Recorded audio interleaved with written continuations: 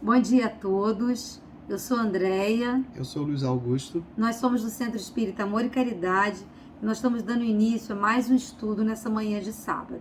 Nós vamos iniciar com a nossa prece. Deus, Pai de amor, Jesus amigo querido, mais uma vez aqui, Senhor, reunidos em Teu nome estamos, para o estudo do Teu Evangelho, da boa nova de amor e de paz, à luz dessa doutrina consoladora que é o Espiritismo.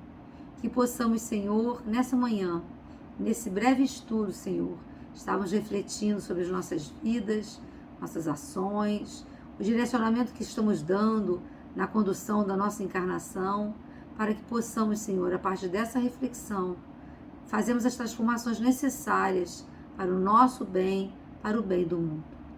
Que a vossa presença, Jesus querido, permaneça entre nós, hoje e sempre, e que assim seja.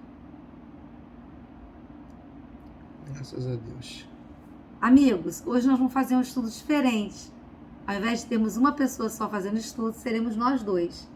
E o nosso tema será Política Divina. É uma página do nosso irmão Emmanuel, que está no livro Vinha de Luz. É a questão, número 50, lição, número 59. Nós vamos começar lendo essa lição, eu vou ler um pedacinho, o Luiz vai ler outro pedacinho, depois nós vamos explicar, fazer uma breve reflexão sobre ela. Política divina. Eu, porém, entre vós sou como aquele que serve. Jesus, isso está em Lucas 22 a 27. Nessa questão, nessa lição, o Emmanuel traz para a gente justamente uma reflexão falando sobre essa questão, esse comportamento de Jesus, que sempre se colocou na posição de servidor, servidor de Deus, trazendo para nós grandes reflexões sobre a lei divina, à luz do teu Evangelho. E hoje o Emmanuel traz para nós essa questão à luz da doutrina, o Evangelho à luz da doutrina espírita. Emmanuel começa dizendo assim: o discípulo sincero do Evangelho não necessita respirar o clima da política administrativa do mundo para cumprir o ministério que lhe é cometido. O governador da terra entre nós, para atender aos objetivos da política do amor, representou antes de tudo os interesses de Deus junto do coração humano, sem necessidade de portarias e decretos, respeitáveis embora. Nesses dois parágrafos, o Emmanuel quer dizer que a política do Cristo não é a política do mundo, não é a mesma política que a gente vê no mundo, que impera sobre o mundo, que Emmanuel diz que são respeitáveis, os decretos e as decisões da política do mundo. É a política do amor. Emmanuel, ele decreta, ele diz que a política do Cristo é a política do amor. E que o sincero discípulo do Evangelho, ele não precisa se preocupar apenas com os termos do mundo, mas ele precisa se preocupar, sobretudo, com o ministério dessa política do amor, desses ensinamentos de amor à luz do Evangelho de Jesus, que traz todos esses exemplos para nós de perdão, de bondade, de indulgência, de misericórdia. Então essa é a política de amor trazida por Jesus para nós. E ele continua dizendo: administrou servindo, elevou os demais humilhando a si mesmo. Não vestiu o traje do sacerdote, nem a toga do magistrado. Amou profundamente semelhantes e nessa tarefa sublime testemunhou a sua grandeza celestial. Quem conhece o Evangelho de Jesus sabe que, de fato, Jesus, em todos os momentos, em todos os instantes, ele sempre se colocou na posição e na política do servidor. E a gente que conhece um pouco desses apóstolos de Jesus, inclusive o Dr. Bezerra de Menezes é um deles, ele tem uma despedida clássica, do servidor humílimo e paternal de sempre, Bezerra. Então essa é a política de Jesus. A política de Jesus, quem está vinculado ao sacerdócio, a serviço do Evangelho de Jesus, os cristãos, sejam eles os antigos, aqueles primeiros cristãos, ou os atuais da era moderna, todos eles têm que pautar sua vida no trabalho de servidor, de servir. Esse é o grande desafio do cristão da era moderna. Romper com as estruturas do mundo e se estabelecer como realmente Jesus nos trouxe em sua mensagem, de servidor, né? E o Emmanuel, para corroborar isso, traz inclusive essa mensagem, né? Dentre eu sou aquele que serve, entre todos, né? Eu sou aquele que serve. E a gente vê aquele encontro clássico de Jesus, né, lavando os pés, né? E a gente percebe que Jesus sempre se coloca numa posição de humildade e de sempre se diminuir para que o outro cresça, para prevalecer o outro. Esse é o trabalho de Jesus. No encontro com a mulher adúltera, a gente percebe isso, ele falando para ela, mulher, onde estão aqueles que te acusam? Eles se foram todos, Senhor. E ele diz, se ninguém te condenou, eu também não te condeno. Ele só disse para ela, vá, minha filha, e de agora em diante, faça o que for possível para ser melhor, né? Esse é o recado que Jesus traz para nós. Emmanuel continua dizendo assim: que seria das organizações cristãs se o apostolado que lhes diz respeito estivesse subordinado a reis e ministros, câmaras e parlamentos transitórios?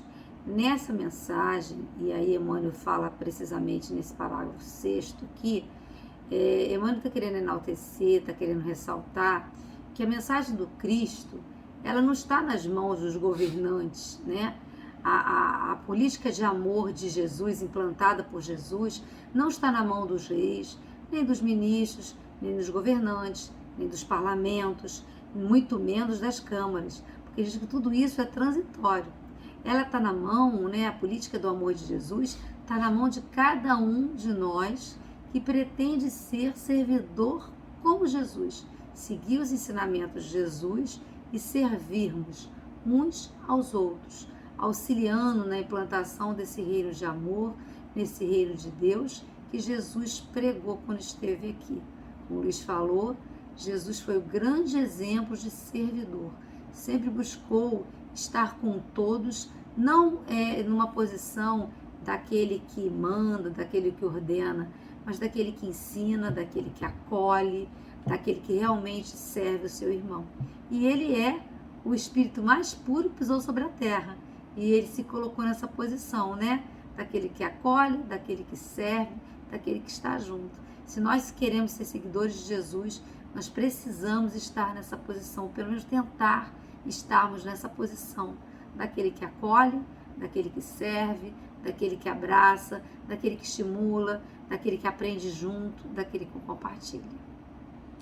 E ele continua dizendo, Emmanuel, né? Se desejas penetrar efetivamente o templo da verdade e da fé viva, da paz e do amor com Jesus, não ouvides, ou seja, não esqueça as plataformas do Evangelho Redentor. E aí, nesse momento, o Emmanuel começa a delinear para nós os caracteres daqueles que se colocam na condição de servidores de Jesus, e que servidores de Deus, que estão aqui a serviço de Deus, como ele, o grande mestre, que foi o único título que ele aceitou, de nos ensinar. E quando ele faz aquele encontro com Nicodemos, ele traz, né, a regra áurea que a André vai começar a declinar aqui para nós. Emmanuel então começa dizendo que as plataformas do Evangelho do Redentor são: ama a Deus sobre todas as coisas, com todo o teu coração, de todo o teu entendimento. Ama o próximo como a ti mesmo. Aí está o mandamento maior, ensinado pelo nosso Mestre Jesus, que a gente aprende os primeiros ensinamentos do Evangelho quando a gente é criança, ou quando a gente entra num templo religioso e na condição de cristãos começamos a estudar Jesus, a gente aprende que esse é o mandamento maior: amar a Deus sobre todas as coisas e ao próximo como a nós mesmos. E quando Jesus nos convida a amar, Jesus nos convida a nos entregar, a olhar o outro com indulgência, misericórdia e compaixão, Não é nós nos armarmos contra o outro, mas nós amarmos o outro. E o amor é a grande mensagem do nosso Mestre Jesus para todos nós. E aí o Emmanuel continua traçando para nós, dentro dessa política divina, outros caracteres que são muito importantes e não muito fáceis de se controlar. Ele diz assim: cessa o egoísmo da animalidade primitiva, faze o bem aos que te fazem mal, abençoa os que te perseguem e caluniam. E aí, ora pela paz dos que te ferem. E aí ele começa traçando, né, o critério quando Jesus fala do ama ao próximo como a ti mesmo, dizendo, né, que a gente cesse dentro de nós qualquer animosidade contra o próximo.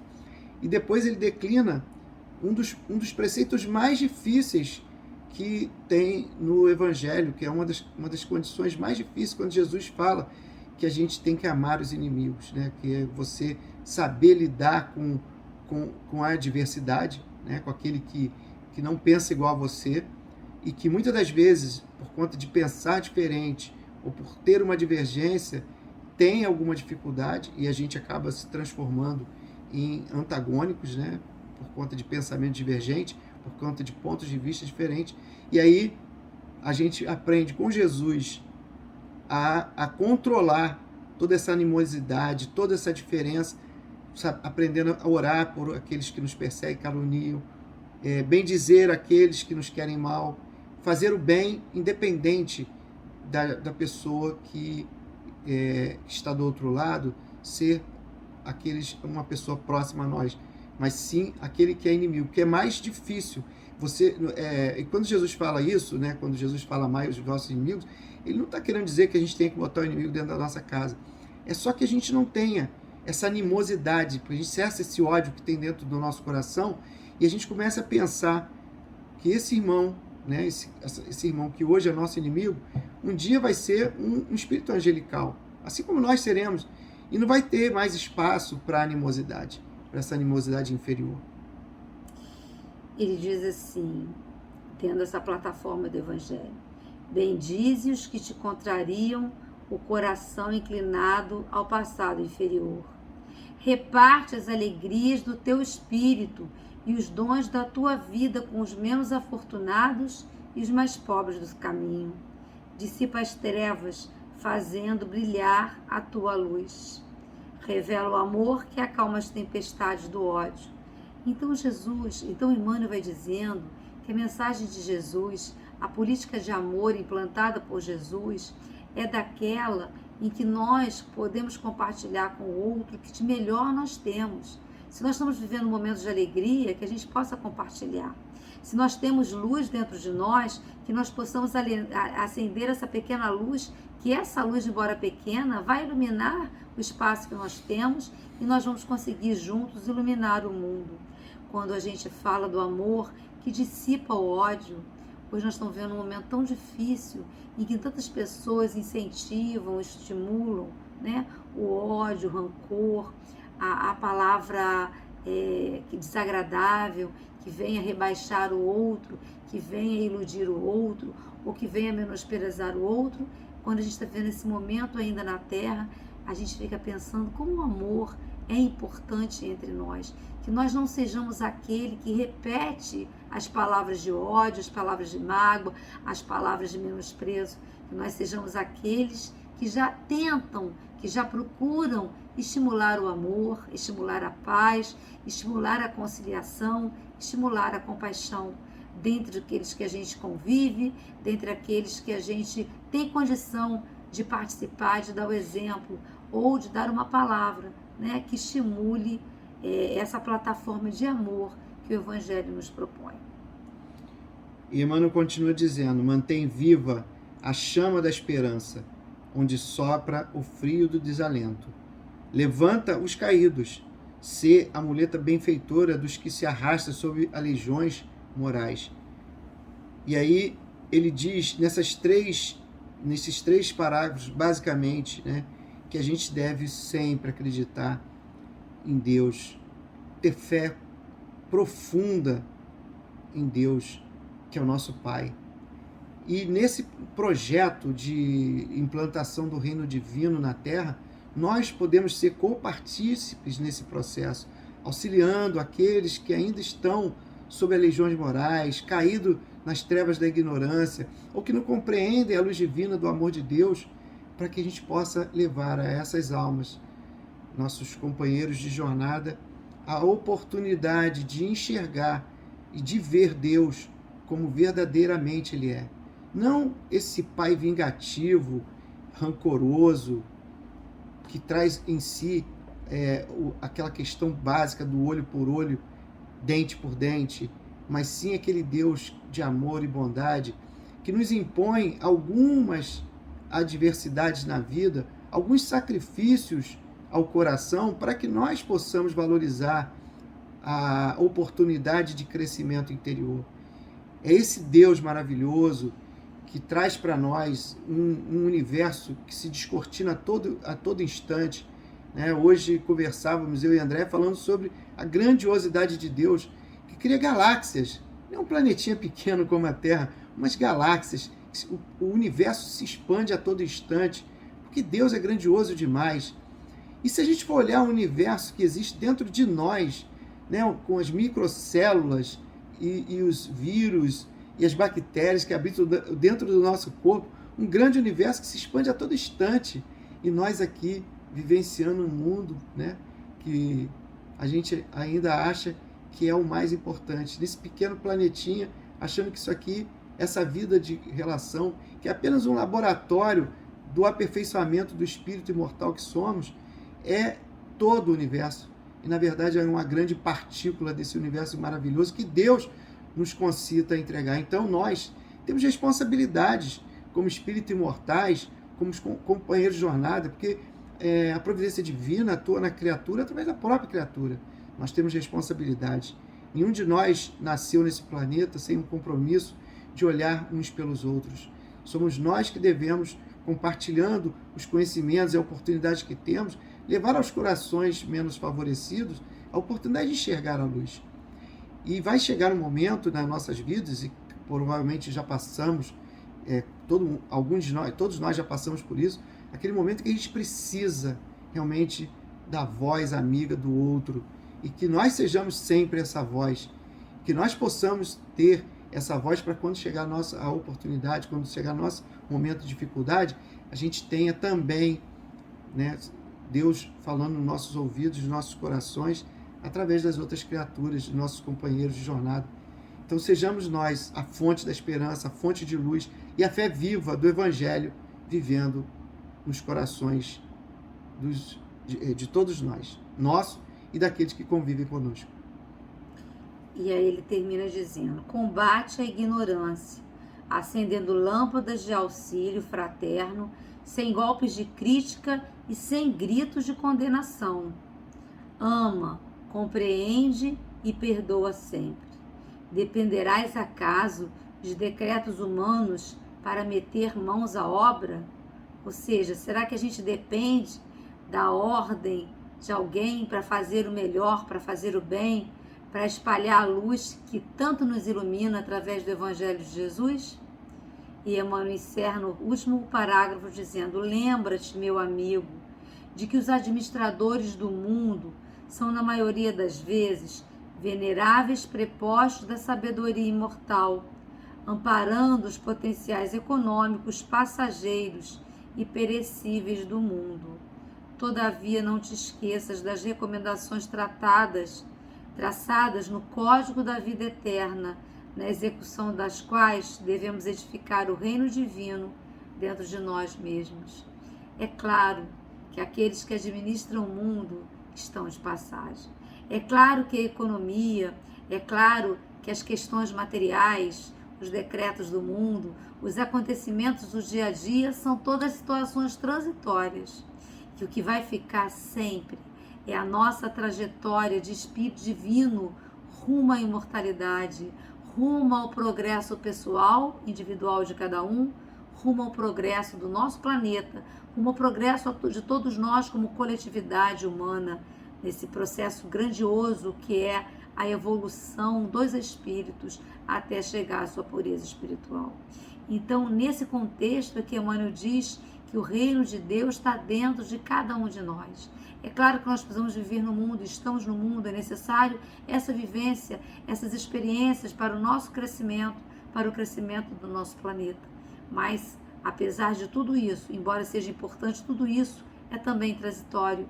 E o que vai ficar é aquilo que nós edificamos como espírito imortal dentro de cada um de nós. Então esse é o convite de Jesus. Essa é a grande política implantada pelo Cristo que Emmanuel chama de política de amor. Divino. Né?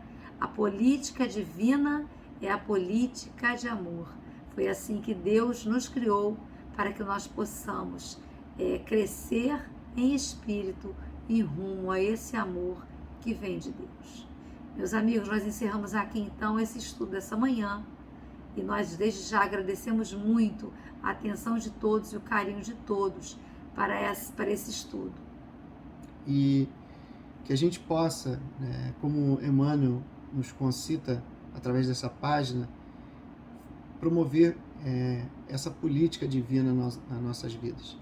Transformar aos poucos, porque é um trabalho diário. A natureza não dá saltos. Tudo tem que ser feito com muita calma, muita paciência. Aos poucos a gente vai se transformando.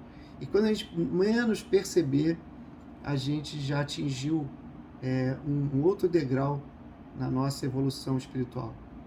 Porque assim como vamos dizer assim, uma escada, né? A gente vai ultrapassando degrau por degrau. Ninguém dá salto para subir uma escada. E a vida da gente, a nossa vida também é assim. Que a gente possa compreender, né, essa lição que o Emmanuel trouxe para nós, que é importantíssima, né? E ela, inclusive, antecede uma outra lição muito importante, que é o que fazeis de especial. Então nós, espíritas, que estamos aqui nessa manhã reunidos, possamos compreender a importância do Evangelho de Jesus em nossas vidas, a importância de Deus em nossas vidas, a importância de termos a doutrina espírita como esse grande instrumento de reflexão. E que possamos, ao encerrarmos esse estudo dessa manhã de hoje, cada um de nós repensar, refletir e agir de forma contundente nesse processo de transformação de nós mesmos a rumo da regeneração. Então eu gostaria, já que estamos assim encerrando os estudos dessa manhã, agradecer a oportunidade que Deus nos deu de estarmos aqui, né, que Jesus nos deu de estarmos aqui reunidos em nome dele, em nome do Pai, em nome de Jesus, o nosso Mestre. Podemos encerrar fazendo a nossa prece de agradecimento da seguinte forma: Deus Pai de infinita bondade, Jesus, querido Mestre e amigo, nós aqui, espíritos e espíritas, reunidos nesta manhã, te agradecemos pela oportunidade bendita da vida, Senhor, pela oportunidade de estarmos aqui, Mestre, convivendo contigo, convivendo à luz do teu Evangelho, convivendo dentro dos preceitos de Deus, as oportunidades que a vida nos impõe. Sabemos, Mestre querido, que o Pai, na sua infinita bondade, sempre entende as nossas adversidades e nas adversidades as nossas dificuldades. Que possamos compreender sempre que Deus é nosso Pai, é nosso amigo, assim como você, Jesus, é nosso amigo.